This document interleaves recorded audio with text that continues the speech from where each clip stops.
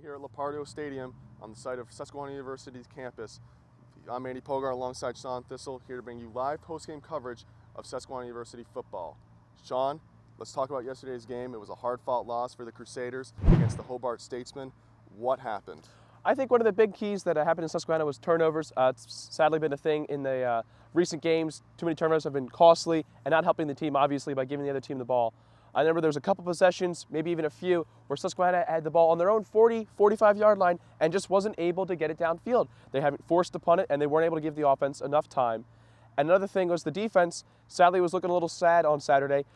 Two rushers from the school had 184 rushing yards between two guys, and that's just going to waste up the clock, take time, and not give Susquehanna's team a chance to even have the ball, to even score some points. That's very what. Last year, these two teams met.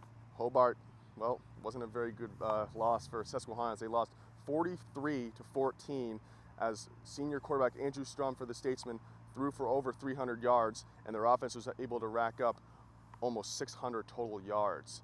The Crusaders came in today hoping to get a better outing, but it didn't really last that long as their defense and offense got them in a hole. They were trailing 20-0 at the end of the first half. Dave Pavlovich, the running back for Susquehanna, did have a good rushing game as he was able to advance himself second on the career rushing yards for the university.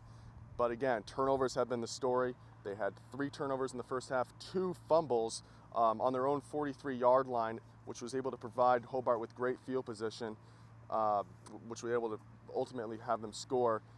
They trailed 20-0 at the end of the first half. Rich Palazzi, the freshman quarterback for the Crusaders, did not have a very good outing as his receivers didn't really help him either, as they had many drop passes.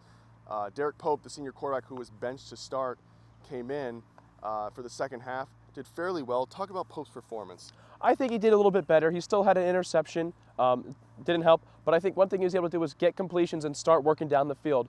I think the running game was working okay for Susquehanna. The fumbles, it kind of takes the confidence away from the running backs, but I think what Pope was able to do is he's trying to bring some leadership and kind of take the team and start driving them downfield, and got some points. They scored 14 points the second half, something they have been able to do. It's just that first half, even especially the first quarter, they need to get some points on the board. They need to get off to a good start, because playing catch-up the rest of the season isn't really going to help, especially with a young defense too. The past couple of games hasn't been looking as hot as they were earlier in the season. So that offense really needs to get in a groove, and Pope, I think he had a good second half, and he needs to keep that going into the next game. The Crusaders now drop to 1-3, while the Statesmen go to 3-0. Sean, next week, who do you go with, Palazzi or Pope? I think you got to go with Pope. I think Palazzi's still a little bit young. The receivers and him clearly weren't in sync. That's something you can work on in practice, but I think Pope right now has the timing down. He has the receivers in coordination with him.